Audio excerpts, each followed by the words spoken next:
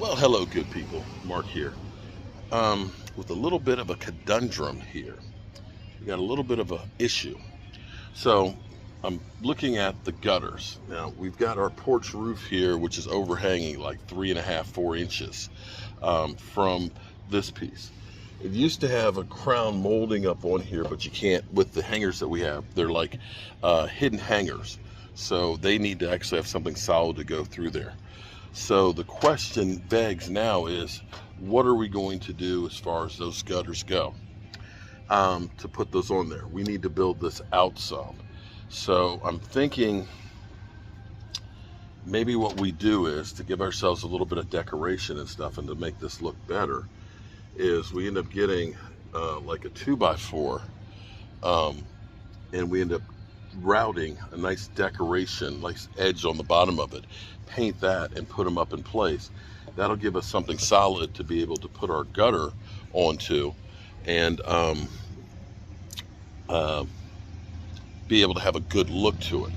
So that's what I'm thinking at the moment, because if we take a 2x4, get like a Douglas fir, paint it on both sides of it, route a detail on here, that'll give me a nice little OG. We can pre-paint it before we put it up.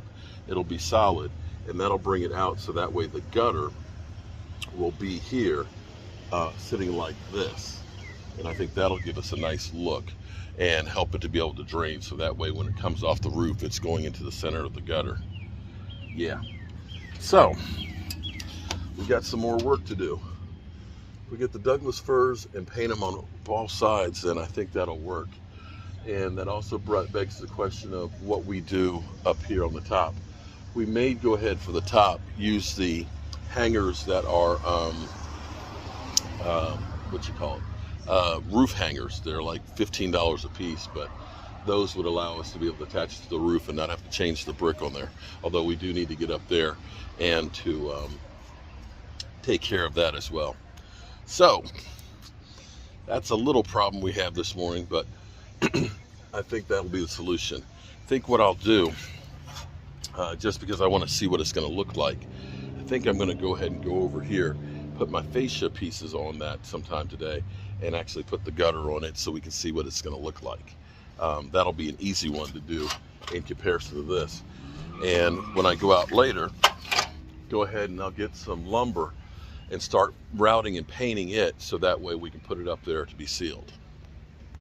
All right, so since we've got more work we have to do to get this ready, we're going to go ahead and get the flashing put onto the front of this, and we're going to go ahead and get the gutters put up over on here. I need to find a smart tag for that I can just tape onto stuff. If nobody's invented one, I'd buy a ton of them, because I can't find my tape measures to save my life. I literally just measured right up here with my tape, and I don't know what I did with it. Fortunately, I got the hardware store right next door, so I went and purchased a couple more so I can keep on working. All right, so we got our first piece of metal up there. We bent it to go around the corner, and now the 6-inch pieces will go right on top of there, right on down the line. And so we've got the fold right here where we can slide the other piece, so it's going to tuck it in, and you can see how much nicer that already looks just putting that on there. And this will give us protection for our fascia board here, and it will keep it definitely good for a long time.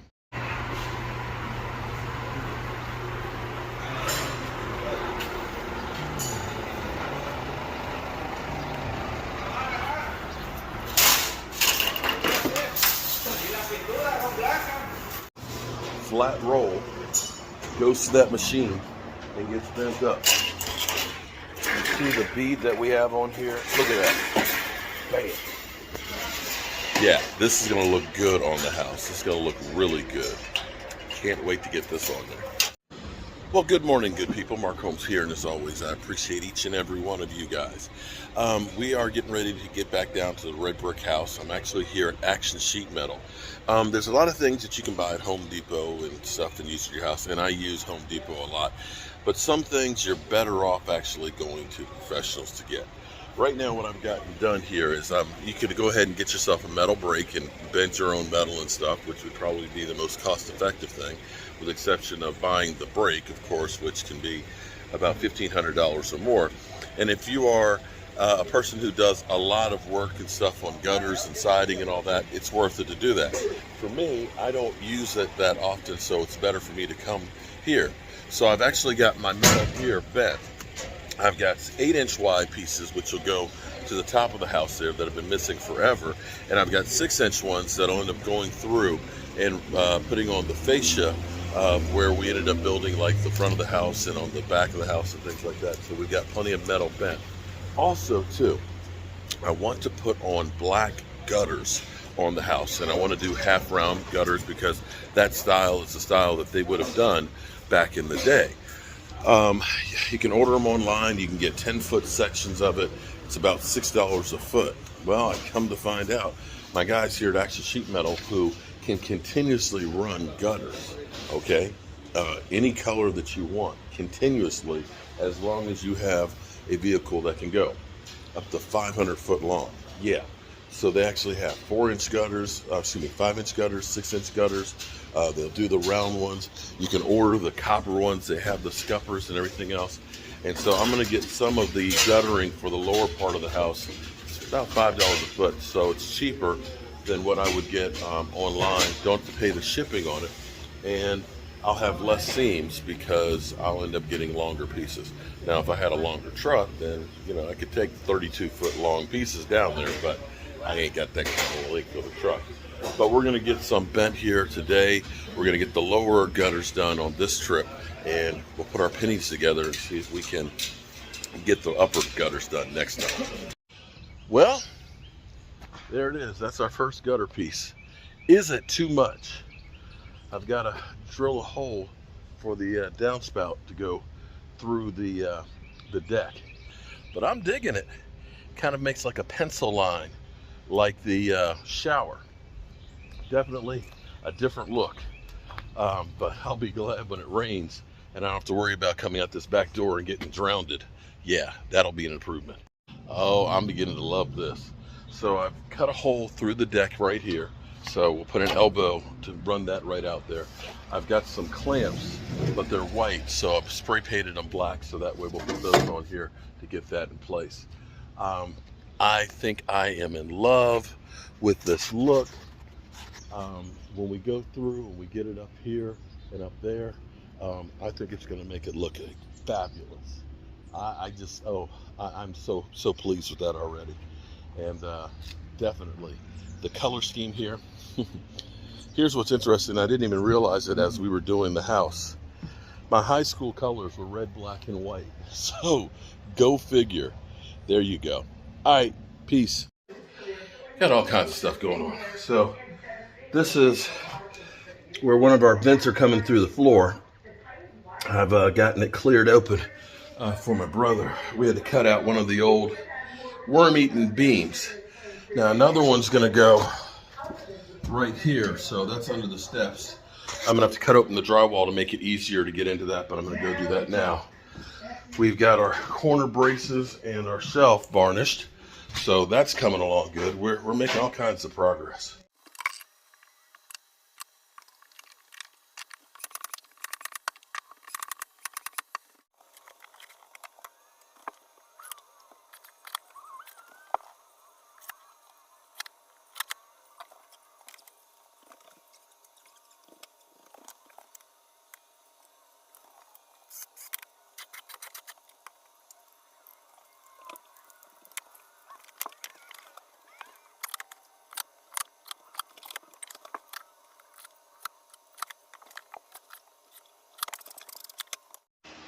All right, so I want to see what you guys think on the shelves.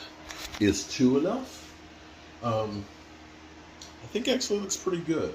I just put this piece that we found inside the house up here for now, just to give it a little bit of a look. Wife's got a dish rack and stuff in there so we can see how that looks. And I went ahead and actually project. We can put these up here for now. We've got adjustable shelves in the cabinets, so we've got that in there so we can get that actually off of the countertop here. And I've wiped down the counters just to see how it would look. And here we have, boom, check it out. Deep drawers that go all the way in and soft close. we found these handles on clearance. Originally we were looking at white cabinets, so we don't know if that's going to be the ones that we keep or not, but I do like the soft close on that.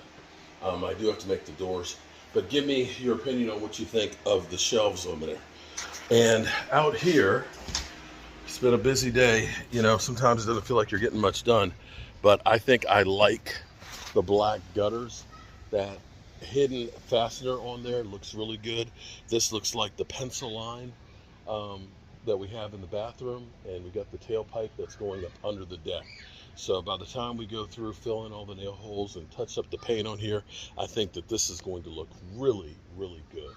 Of course, getting all the materials off of here and the extra wood that we're going to put up underneath the house, all those things are going to make it look a lot better, especially when we get the railings up on here.